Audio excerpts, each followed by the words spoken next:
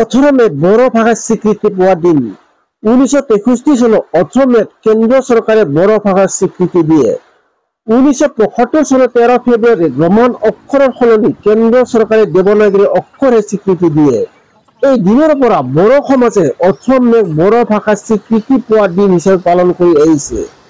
রঙিয়া জিলা বড় সাহিত্য সভায় পুৱা 8:30 বজাত সাহিত্য সভার পতাকা উত্তোলন করে সভাপতি শ্রীযুত মদন চন্দ্র বড়োয়ে। 9:30 বজাত শহীদ বেদীত বন্তি প্রজ্বলন করে রঙিয়া জিলা বড় সাহিত্য সভার উপসভাপতি শ্রীযুত মহেন্দ্রনাথ বড়োয়ে। 10:30 বজাত সভাপতি মদন চন্দ্র বড়োর পরিচালনাত আলোচনা চক্র অনুষ্ঠিত করা হয়। উক্ত আলোচনা চক্রত উপস্থিত থাকে রঙিয়া জিলা বড় সাহিত্য সভার সভাপতি মদন চন্দ্র বড়ো, উপসভাপতি মহেন্দ্রনাথ বড়ো, রঙিয়া আঞ্চলিক বড় সাহিত্য সভার সম্পাদক দেবকান্ত বড়ো, শনিশ্চর বড়ো, কছাৰী মহল আঞ্চলিক বড় সাহিত্য সভাৰ সভাপতি লোহিত চন্দ্ৰ বড়ো, বিমল বড়ো, বিশিষ্ট কবি ৰবীন্দ্ৰনাথ বসুমতাৰী সহ বহু গণ্যমান্য ব্যক্তি উপস্থিত থাকে। উক্ত সভাত অসম চৰকাৰে লোৱা স্থিতিৰ ওপৰত আলোচনা কৰাৰ লগতে দুখ প্ৰকাশ কৰে। অসম চৰকাৰে লোৱা স্থিতিক উঠাই লৈ আগতে যেনে আছিল তেনে চলিবলৈ দিব লাগে বুলি অসম চৰকাৰ অনুৰোধ কৰে ৰঙিয়া জিলা বড়ো সাহিত্য সভাৰ উপসভাপতি মহেন্দ্ৰনাথ বড়োয়ে। মাননীয় সাংবাদিক বন্ধুসকল, লগতে ৰঙিয়া জিলা বড়ো সাহিত্য সভাৰ সভাপতি মহোদয় মদন চন্দ্ৰ বড়ো, লগতে মোৰ বিভিন্ন প্ৰান্তৰ পৰা অহা মোৰ বড়ো সাহিত্য সভাৰ বন্ধুসকল, আজি গোটেই অসম জুৰি আমাৰ 18 মে আমাৰ বড়ো মাধ্যম দিৱস হিচাপে পালন কৰা হৈছে। এই বড়ো মাধ্যম দিৱসৰ লগতে সংগতি ৰাখি আমি অসম চৰকাৰে যিটো নীতি অৱলম্বন কৰিব বিচাৰিছে, বিটিআৰত বড়ো ভাষা, অসমত অসমীয়া, শিলচৰত বঙালী, এই ভাষাক আমি আমাৰ ৰঙিয়া জিলা বড়ো সাহিত্য সভা তথা আমাৰ অল অসম বড়ো সাহিত্য সভাই চৰকাৰক এটা অনুৰোধ কৰিব বিচাৰিছো। আৰু সেয়েহে যোৱা বড়ো সাহিত্য সভাৰ এখন কাৰ্যনিৰ্বাহক সভাত এটি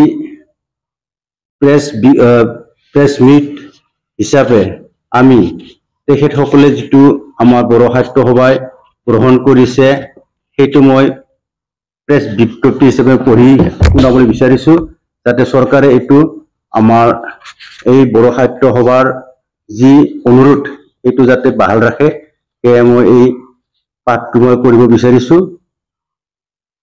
যোৱা 14 এপ্ৰিল 2025 ইং তাৰিখৰ মহামান্য অসমৰ ৰাজ্যপালৰ জৰিয়তে অসমৰ ভাষা নীতি আৰু ইয়াৰ প্ৰয়োগ সম্পৰ্কে জাৰি কৰা অধ্যাদেশ বড়ো সাহিত্য সভাৰ দৃষ্টিগোচৰ হৈছে।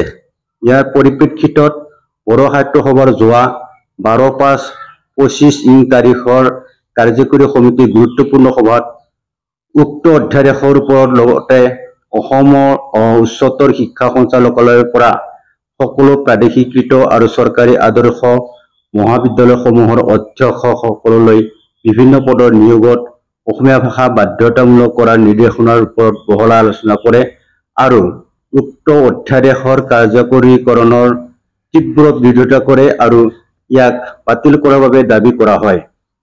সভাই স্পষ্ট কৰে যে এই অধ্যাদেশৰ ফলত ভাৰতীয় সংবিধানৰ 8ম অনুসূচীভুক্ত আৰু অসমৰ ৰাজ্যিক সহযোগী ভাষা মৰ্যাদাপ্ৰাপ্ত বড়ো ভাষাক অকল বিটিআৰ অঞ্চলতে সীমাবদ্ধ ৰাখি অসমৰ অন্যান্য অঞ্চল বিশেষকৈ BKWAC অঞ্চলত অকাৰ্যকৰী কৰাৰ পথ সুচল কৰিব।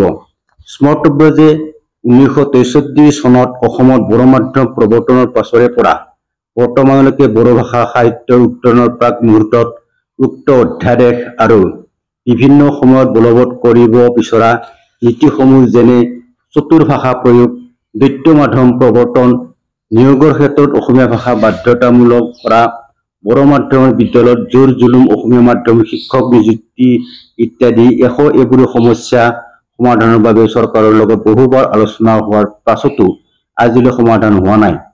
বড়ো সাহিত্য সভাই বড়ো ভাষাক অসম ন্যায়িক সেৱা পৰীক্ষাৰ এটা বিষয় হিচাপে অন্তৰ্ভুক্ত কৰিবলৈ দাবী জনাই আহিছে যদিও চৰকাৰে এই দাবী পূৰণ কৰিবলৈ পদক্ষেপ গ্ৰহণ কৰা নাই। ফলত বড়ো ভাষা মাধ্যম সাহিত্য সংস্কৃতিৰ অস্তিত্বৰ প্ৰতি ভাবুকি আহিছে। উল্লেখযোগ্য যে বড়ো ৰাইজ তথা বড়ো সাহিত্য সভাই আন জনগোষ্ঠীৰ ভাষা সাহিত্য সংস্কৃতিৰ প্ৰতি সদায় সন্মান দি আহিছে। অতি সম্প্ৰতি চৰকাৰে বড়ো লগতে অইন জনগোষ্ঠীৰ ওপৰত অসমীয়া ভাষা জোৰ জুলুমকৈ জাপি দিয়াৰ মনোভাৱ পৰিহাৰ কৰিবলৈ সভাই দাবী জনায়। লগতে সভাই অতি উদ্বেগেৰে লক্ষ্য কৰিছে যে এনেকুৱা অধ্যাদেশসমূহৰ জৰিয়তে বৰ্তমান চৰকাৰে বড়ো ভাষাৰ উত্তৰণৰ বাবে এক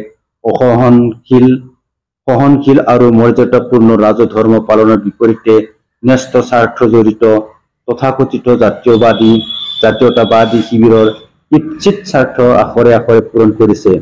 বড়ো সাহিত্য সভাই এনে অশুভ চৰকাৰী পদক্ষেপৰ বিৰোধিতা সদায় কৰি যাব। আনহাতে বৃহত্তৰ বড়ো জাতি ভাষা সাহিত্যৰ উত্তৰণৰ ক্ষেত্ৰত চৰকাৰে লোৱা প্ৰতিটো পদক্ষেপত সহযোগিতা আগবঢ়াই যাব। সভাই 2020 চনৰ প্ৰশাসনীয় শিক্ষা আৰু নিয়োগ নীতি বাহাল ৰাখিবলৈ দাবী জনায়। আমি বড়ো সাহিত্য সভাই চৰকাৰলৈ অনুৰোধ কৰিছোঁ যেন আমাৰ এই দাবীসমূহ পূৰণ কৰাৰ লগতে আমাৰ বড়ো ভাষাটিক আগৰ নিচিনাকৈ বাহাল ৰখাৰ বাবে সাহিত্য সভাৰ হৈ মই অনুৰোধ কৰিলোঁ। ধন্যবাদ।